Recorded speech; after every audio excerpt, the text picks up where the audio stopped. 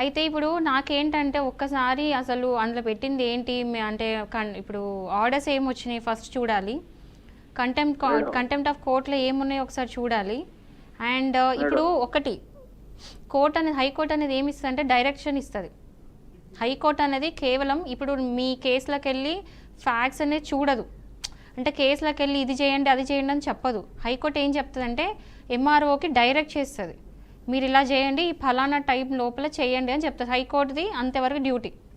Okay, ఎందుకంటే civil matter కాబట్టి అక్కడికి వెళ్ళి అంటే అక్కడ డాక్యుమెంట్స్ చెక్ చేయడము కానీ ఎవరు కబ్జాలో ఉన్నారు ఇవన్నీ చూసేది.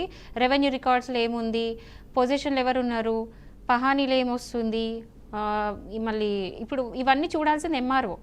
మీరు ఏం చేయండి అంటే ఎంఆర్ఓ కలెక్టర్ అందరికీ కూడా కంప్లైంట్ పెట్టండి. ఇది అయ్యేంత వరకు వదిలిపెట్టద్దు. మీరు ఎంఆర్ఓకి ఏమంటారు కలెక్టర్ గారికి అందరికీ కూడా కంప్లైంట్ పెట్టి ఒక అక్నాలెడ్జ్మెంట్ తీసుకొని మళ్ళీ హైకోర్టులోనే వేయండి.